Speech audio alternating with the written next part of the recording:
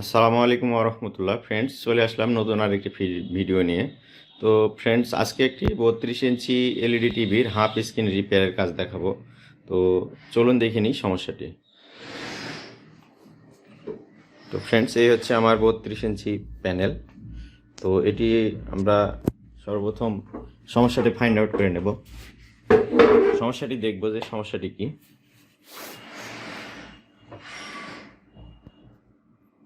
তো আমার এলবিডিএস কেবলটি কানেকশন করব।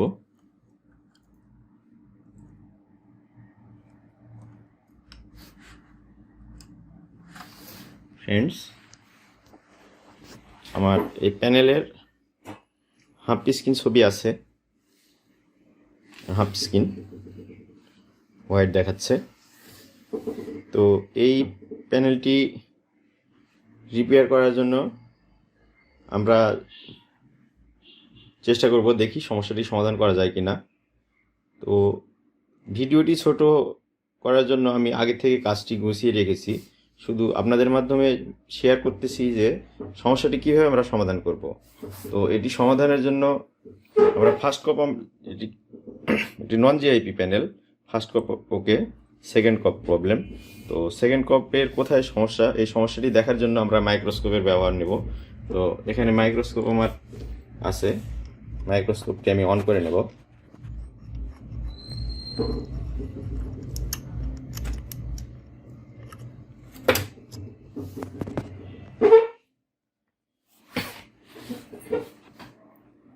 তো ফ্রেন্ডস, আমার মাইক্রোস্কোপটি অন হচ্ছে।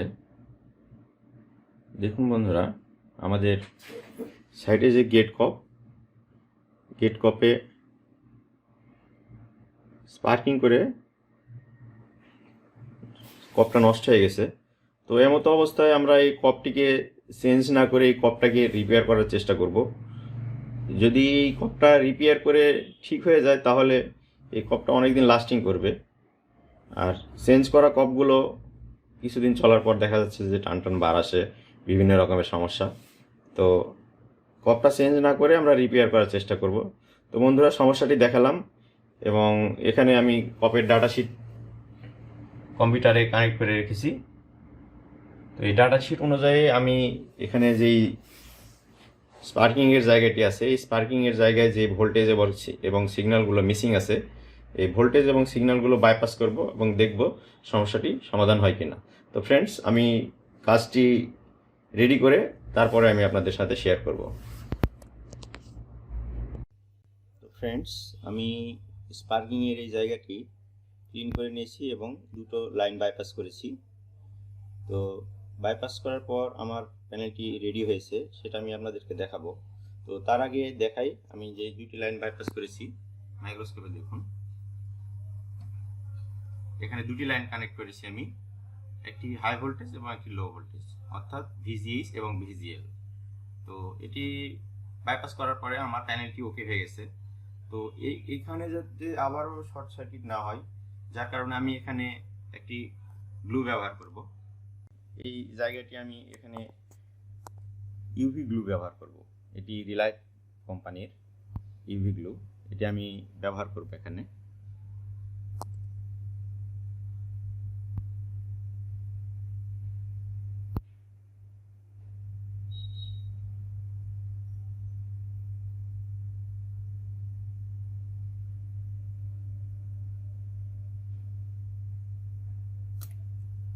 এখানে আমি গ্লুটি দিয়ে নিয়েছি, এটাকে সুন্দর করে আমি করে দিয়ে দেব।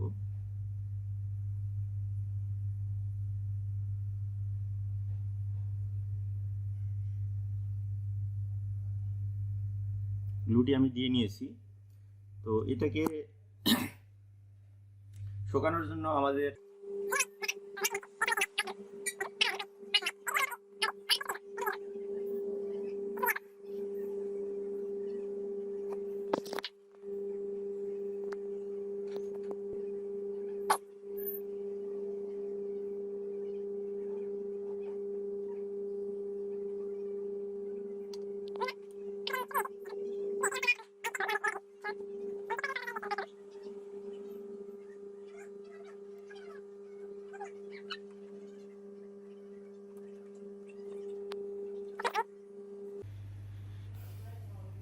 ফ্রেন্ডস, আমি কেবলটি কানেকশন করে নিয়েছি। এখন আমি সেটটি রান করব, দেখবো যে আমাদের সমস্যাটি সমাধান হয় কিনা। সেটটি অন করে নিয়েছি।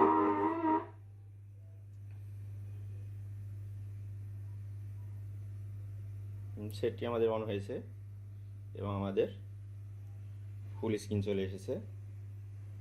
কোনো রকমে সমস্যা নেই, পারফেক্ট ছবি। রিস্ক ছাড়াই আমরা এই কাজগুলো করতে পারি, যেগুলো স্পার্কিং করে পুড়ে নষ্ট হয়ে যায় কপগুলো। তো এর মতো অবস্থায় যদি দেখুন, রানিং অবস্থায় প্যানেলটি, যেখানে পার্কিং সেভ, এখানে আমরা ইউভি গ্লু দিয়ে জায়গাটি ইয়ে করে নিয়েছি। তো এখন আমাদের প্যানেলটি সম্পূর্ণ ওকে।